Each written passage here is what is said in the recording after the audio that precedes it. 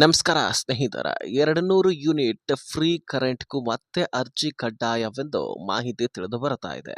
ಹೌದು, ಈಗಾಗಲೇ ಗೃಹಲಕ್ಷ್ಮಿ ಯೋಜನೆಯಲ್ಲಿ ಕೂಡ ನೀವು ಅಪ್ಲಿಕೇಶನ್ ಹಾಕಬೇಕಾಗುತ್ತೆ ಮತ್ತು ಈಗಾಗಲೇ ಬಯೋಮೆಟ್ರಿಕ್ ಅನ್ನೋದು ಕೂಡ ಹೊಸದಾಗಿ ಬಂದಿತ್ತು. ಅದರ ಬದಲಾಗಿ ಈ ಒಂದು ಗೃಹಲಕ್ಷ್ಮಿ ಯೋಜನೆಯಲ್ಲಿ ವೆರಿಫಿಕೇಶನ್ ಆಗೋದಕ್ಕಿಂತನೂ ಇಂಪಾರ್ಟೆಂಟ್ ಹೊಸದಾಗಿ ಅರ್ಜಿಯನ್ನೇ ಸಲ್ಲಿಸಿಬಿಡ್ಲಿ ಅಂತ ಡಿ.ಕೆ. ಶಿವಕುಮಾರ್ ಅವರು ಹೊಸದಾಗಿ ಅಪ್ಡೇಟ್ ಅನ್ನ ಕೊಟ್ಟಿದ್ರು.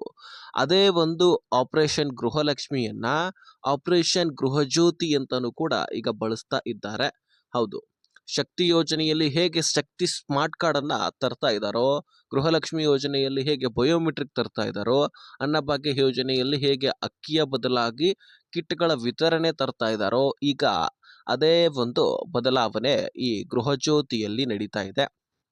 ಹಾಗಾದ್ರೆ ಯಾವ ಯಾವ ಬದಲಾವಣೆಗಳು ಈ ಗೃಹಜ್ಯೋತಿಯಲ್ಲಿ ಆಗಿದ್ದಾವೆ ಮತ್ತು ಹೊಸದಾಗಿ ಈ 200 ಯೂನಿಟ್ ಒಂದು ಪಡಿಬೇಕು ನಾವು ಫ್ರೀ ಆಗಿ ಅಂದ್ರೆ ನೀವು ಹೊಸದಾಗಿ ಅಪ್ಲೈ ಮಾಡಬೇಕಾ? 3 ದೊಡ್ಡ ಬದಲಾವಣೆಗಳು ಯಾವುವು? ಈ ಪ್ರತಿಯೊಂದು ಮಾಹಿತಿಯನ್ನ ಈ ವಿಡಿಯೋದಲ್ಲಿ ನಿಮಗೆ ತಿಳಿಸಿಕೊಡ್ತೀನಿ. ಬಹಳ ಇಂಪಾರ್ಟೆಂಟ್ ಮಾಹಿತಿ. ರಾಜ್ಯದ ಎಲ್ಲ ಈ ಒಂದು ಕರೆಂಟ್ ಬಿಲ್ ಅಂತೂ ಪ್ರತಿಯೊಬ್ಬರು ಕೂಡ ಕಟ್ತೀರಿ ಮತ್ತು ಕರೆಂಟನ್ನು ಪ್ರತಿಯೊಬ್ಬರು ಕೂಡ ಯೂಸ್ ಮಾಡ್ಕೊಳ್ತೀರಿ. ಹಾಗಾಗಿ ಪ್ರತಿಯೊಬ್ಬರು ಕೂಡ ಈ ವಿಡಿಯೋನ ಮಿಸ್ ಮಾಡದೆ ಕೊನೆವರೆಗೂ ವಾಚ್ ಮಾಡೋದು ಅರ್ಥ ಮಾಡ್ಕೊಳ್ಬೇಕು. ಸ್ನೇಹಿತರೆ, ಈಗಾಗಲೇ ಡಿ.ಕೆ. ಶಿವಕುಮಾರ್ ಅವರು ಖುದ್ದಾಗಿ ಹೇಳಿರ್ತಕ್ಕಂಥದ್ದು ಆ ಕ್ಲಿಪ್ ಅನ್ನ ನೋಡ್ಕೊಂಡು ಬನ್ನಿ. ಕೂಡ ಯಾರು ಕೂಡ ತೆಗೆದಾಕಬೇಕು ಅಂತ ನಮಗೆ ಇಷ್ಟ ಇಲ್ಲ. ಗೃಹಜ್ಯೋತಿಗೂ ಕೂಡ ಅವರು ಅರ್ಜಿಯನ್ನು ಕೊಡಬೇಕು. 1,64,000 ಜನ ಯಾರು ಮನೆಯಲ್ಲಿದ್ದಾರೆ ಅವ್ರಿಗೆಲ್ಲ ಕೊಡ್ತಾ ಇದ್ದೀವಿ. ಹೌದು, ಈಗ ನೋಡೋದ್ರಲ್ಲ, ನೀವು 200 ಯೂನಿಟ್ ಅನ್ನ ನೀವು ಫ್ರೀ ಆಗಿ ಪಡ್ಕೊಳ್ಬೇಕಂದ್ರೆ ಹೊಸದಾಗಿ ಅಪ್ಲಿಕೇಶನ್ ಅನ್ನ ಹಾಕಬೇಕಂತೆ. ಯಾಕೆ ಈ ರೀತಿ ಬದಲಾವಣೆ ದಿಢೀರನೆ ತಂದ್ರಪ್ಪ ಅಂದ್ರೆ, ಈಗ ಒಂದು ಉದಾಹರಣೆ ಹೇಳ್ತೀನಿ. ಈಗ ಕೆಳಗಡೆ ಅಂಡರ್ ಗ್ರೌಂಡ್ ಇರುತ್ತೆ, ಅಲ್ಲಿ ಅಂಗಡಿ ಇರುತ್ತೆ, ಅವ್ರ ಶಾಪು. ಸೊ ಅದು ಬಿಸ್ನೆಸ್ ಅಂತ ನಾವು ಕರಿತೀವಿ. ಮೇಲ್ಗಡೆ ನೋಡಿದ್ರೆ ಮನೆ ಇರುತ್ತೆ. ಆದ್ರೆ ಎರಡು ಅಂದ್ರೆ ಅಂಗಡಿಗೂ ಕೂಡ ಒಂದೇ ಕರೆಂಟು, ಒಂದೇ ಮೀಟರು, ಮೇಲೆ ಇರತಕ್ಕಂತಹ ಮನೆಗೂ ಕೂಡ ಒಂದೇ ಮೀಟರು. ಹೀಗಾದ್ರೆ ಆ ಒಂದು ಬಿಸ್ನೆಸ್ಗೂ ಕೂಡ ಸರ್ಕಾರ ದುಡ್ಡು ಕೊಡುತ್ತಂತ ಹೇಳೇ ಇಲ್ವಲ್ಲ. ಆ ಬಿಸ್ನೆಸ್ಗೆ ನೀವೇ ದುಡ್ಡನ್ನ ಕಟ್ಟಬೇಕು. ಅದು ಅಂಗಡಿ ಇರಲಿ ಅಥವಾ ಯಾವುದೇ ನೀವು ಬಿಸ್ನೆಸ್ ಅನ್ನ ಮಾಡ್ತಾ ಇರ್ರಿ, ಅದು ಒಟ್ಟಾರೆಯಾಗಿ ನೀವು ಬಿಲ್ಲನ್ನು ಕಟ್ಟಬೇಕು. ಮನೆಯವರಿಗೆ ಮಾತ್ರ ನಾವು ಬಿಲ್ಲನ್ನು 200 ಯೂನಿಟ್ ಅನ್ನ ಫ್ರೀ ಆಗಿ ಕೊಡ್ತಾ ಇದ್ದೀವಿ. ಆದರೆ ಈಗ ಲಕ್ಷಾಂತರ ಫಲಾನುಭವಿಗಳ ಮನೆಗಳು, ಕೆಳಗಡೆ ಅಂಗಡಿಗಳು, ಮೇಲೆ ಮನೆಗಳು, ಜೊತೆಗೆ ಗುರುತಿನ ಚೀಟಿಯನ್ನು ತೋರಿಸ್ಬೇಕಂತ ಹೇಳಿದ್ದಾರೆ. ನೀವು ಕರ್ನಾಟಕದ ನಿವಾಸಿನ ಅಥವಾ ಬೇರೆ ರಾಜ್ಯದವರ, ನೀವು ಎಲ್ಲಿಯವರು ಅಂತ ನಮಗೆ ಕನ್ಫರ್ಮ್ ಆಗಬೇಕಲ್ವಾ. ನಿಮ್ಮನ್ನು ಎಲ್ಲರನ್ನು ಕೂಡ ತೆಗೆದಾಕುವಂತಹ ಉದ್ದೇಶ ಅಂತೂ ನಮ್ದಿಲ್ಲ. ಆದರೆ ಯಾರು ಎಲಿಜಿಬಲ್ ಇರ್ತಾರೆ, ಯಾರು ಅರ್ಹತೆಯನ್ನು ಹೊಂದಿರ್ತಾರೆ, ಅವರಿಗೆ ಮಾತ್ರ ಕೊಡಬೇಕು ಅಂತ ನಮ್ಮ ಉದ್ದೇಶ ಆಗಿದೆ. ಇದರಿಂದಾಗಿ 100 ಕೋಟಿಗಿಂತ ಹೆಚ್ಚಿನ ದುಡ್ಡು ಈಗಾಗಲೇ ಗೃಹಲಕ್ಷ್ಮಿ ಯೋಜನೆಯಲ್ಲಿ ಕೂಡ ಸುಮ್ಮನೆ ದುಡ್ಡು ಹೋಗಿದೆ. ಅಂದರೆ ಮೃತಪಟ್ಟಂಥವರ ಗೃಹಲಕ್ಷ್ಮಿಯರ ಹೆಸರಿನಲ್ಲಿ ದುಡ್ಡು ಹೋಗ್ಬಿಟ್ಟಿದೆ ಈಗಾಗಲೇ. ಅದನ್ನು ರೀಫಂಡ್ ಅಂತೂ ಮಾಡ್ಕೊಳ್ಳಿಕ್ಕಾಗೋದಿಲ್ಲ.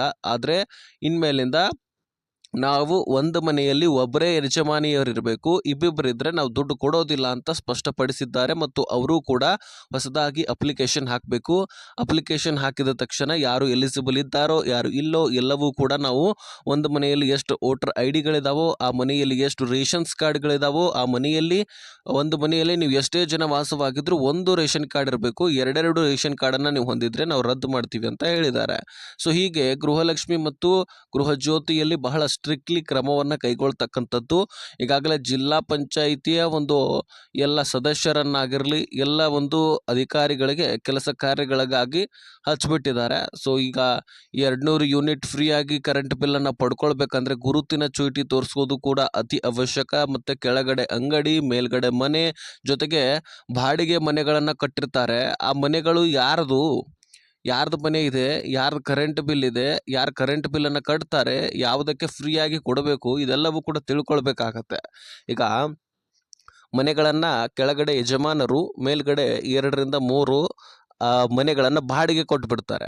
ಅಂಥವ್ರಿಗೆಲ್ಲರಿಗೂ ಕೂಡ ಫ್ರೀಯಾಗಿ ಕೊಡ್ಲಿಕ್ಕೆ ಬರೋದಿಲ್ಲ. ಅವರು ಶ್ರೀಮಂತರಿರ್ತಾರೆ, 2-3 ಬಾಡಿಗೆ ಸಿಸ್ಟಮನ್ನು ಮಾಡಿಕೊಂಡು ದುಡ್ಡನ್ನು ಸಂಪಾದಿಸ್ತಿರ್ತಾರೆ. ಅಂಥವ್ರಿಗೆಲ್ಲರಿಗೂ ಕೂಡ ಫ್ರೀಯಾಗಿ ಕೊಟ್ಟರೆ ಮುಗಿದೋಗತ್ತೆ. ಎಲ್ಲವೂ ಕೂಡ ಈಗ ಬಿಲ್ ಕರೆಂಟ್ನ ನಾವು ಖರೀದಿ ಮಾಡಬೇಕಂದ್ರೆ 7 ರೂಪಾಯಿ 8 ರೂಪಾಯಿ ಆಗ್ತಾ ಇದೆ. ಅಂಥದ್ರಲ್ಲಿ ಇವರೆಲ್ಲರಿಗೂ ಕೂಡ ಫ್ರೀಯಾಗಿ ಕೊಡ್ಲಿಕ್ಕೆ ಆಗೋದಿಲ್ಲ. ಯಾರು ಬಡವರಿರ್ತಾರೋ, ಯಾರು ಅರ್ಹತೆಯನ್ನು ಹೊಂದಿರ್ತಾರೋ ನಾವು ಅವ್ರಿಗೆ ಮಾತ್ರ ಕೊಡ್ತೀವಿ. 2 ರಿಂದ 3 ಮನೆಗಳನ್ನು ಕಟ್ಟಿಸ್ಕೊಂಡು ಎಲ್ಲರೂ ಎಲ್ಲರಿಗೂ ಕೂಡ ಫ್ರೀಯಾಗಿ ಕೊಡಿ ಅಂದರೆ ಆಗೋದಿಲ್ಲ. ನಾವು ಕೇವಲ ಒಂದು ಮನೆಗೆ, ಅದು ಸಾಮಾನ್ಯ ಮನೆ ಆಗಿರಬೇಕು, ಅವರು ಬಡವರಾಗಿರಬೇಕು ಮತ್ತು ಬಿಸ್ನೆಸ್ಸನ್ನು ಹೊಂದಿರಬಾರದು, ಅಂಥವರಿಗೆ ಮಾತ್ರ ನಾವು ಕೊಡ್ತೀವಿ. ಈಗ ಅಂಗಡಿಗಳಿಗೆ, ಅದೇ ರೀತಿಯಾಗಿ ಶಾಪ್, ಯಾವುದೇ ರೀತಿ ನೀವು ಒಂದು ಬಿಸ್ನೆಸ್ ಇರಲಿ ನಿಮ್ಮದು, ಸೊ ಅದು ಉದಾಹರಣೆಗೆ ಟೈರ್ ಬಿಸ್ನೆಸ್ ಆಗಿರಲಿ ಅಥವಾ ಬೇಕ್ರಿಗಳಿರಲಿ ಅಥವಾ ಇನ್ನಿತರ ನೀವು ದಿನಸಿ ಸಾಮಗ್ರಿಗಳನ್ನು ಮಾರುವವರಾಗಿರಲಿ, ನೀವು ಯಾವುದೇ ಒಂದು ಕಿರಾಣಿ ಶಾಪ್ ಇದ್ರೂ ಸಹಿತ ಅದಕ್ಕೆ ನೀವು ಕರೆಂಟ್ ಬಿಲ್ಲನ್ನು ಬೇರೆದು ಮಾಡಿಸ್ಕೊಳ್ಬೇಕು, ಮನೆಯದೇ ಬಳಸೋದಾಗಿಲ್ಲ ಅಂತ ಇಲ್ಲಿ ಸರ್ಕಾರ ತಿಳಿಸ್ತಕ್ಕಂಥದ್ದು. ಸೊ ಡಿ ಕೆ ಶಿವಕುಮಾರ್ ಅವರು ಇದಕ್ಕೆ ಮತ್ತೊಂದು ಸಾರಿ ಅಪ್ಲಿಕೇಶನ್ ಹಾಕಬೇಕು, ಇದು ಮರುಪರಿಶೀಲನೆ ಆಗಬೇಕು. ಅದಕ್ಕೆಲ್ಲದೂ ಕೂಡ ಒಂದು ಸೊಲ್ಯೂಷನ್ ಏನಪ್ಪ ಅಂದರೆ ಮತ್ತೊಮ್ಮೆ ಅರ್ಜಿ ಹಾಕಬೇಕು. ಅರ್ಜಿ ಹಾಕಿದ ತಕ್ಷಣ ನಾವೆಲ್ಲವೂ ಕೂಡ ವೆರಿಫಿಕೇಷನ್ ಮಾಡಿ ಸ್ವಲ್ಪ ದಿನಗಳ ಕಾಲಾವಕಾಶ ತೆಗೆದುಕೊಂಡು ಯಾರು ಅರ್ಹತೆ ಹೊಂದಿರ್ತಾರೆ ಅವರಿಗೆ ಮಾತ್ರ ಈ ಒಂದು ಗೃಹಜ್ಯೋತಿಯನ್ನು ಕೊಡಲಿಕ್ಕೆ ನಾವು ಸ್ಟಾರ್ಟ್ ಮಾಡ್ತೀವಿ ಅಂತ ತಿಳಿಸಿದ್ದಾರೆ. ಸೊ ಈ ರೀತಿ ಒಂದು ಸ್ಟ್ರಿಕ್ಟ್ಲಿ ಕ್ರಮವನ್ನು ಕೈಗೊಳ್ತಕ್ಕಂಥದ್ದು. ನೋಡೋಣ ಸ್ನೇಹಿತರೆ, ಯಾರು ಅಪ್ಲಿಕೇಶನ್ ಹೊಸದಾಗಿ ಹಾಕಬೇಕಂತ ಅಂತಿದ್ರಿ, ನೀವು ಅರ್ಹತೆ ಹೊಂದಿದ್ರೆ ಮಾತ್ರ ಹಾಕಿ, ಇಲ್ಲ ಅಂದರೆ ಹಾಕಿ ಕೂಡ ವೇಸ್ಟ್ ಆಗುತ್ತೆ. ಯಾಕೆ ಅಂದರೆ ಎಲ್ಲವೂ ಕೂಡ ವೆರಿಫಿಕೇಷನ್ ಆಗ್ತಾ ಇದೆ. ಸೊ ನೋಡೋಣ, ಈಗಂತೂ ಇಷ್ಟು ಅಪ್ಡೇಟನ್ನು ಕೊಟ್ಟಿದ್ದಾರೆ. ಅಪ್ಲಿಕೇಶನ್ ನೀವು ಹಾಕಬಹುದು. ನೀವು ಮತ್ತೆ ಈಗ ಒಂದು ಕೆ ಬಿಗಳಿಗೆ ಹೋಗಿ ಅಪ್ಲಿಕೇಶನ್ ಹಾಕ್ಬೋದು ಸ್ನೇಹಿತರೆ.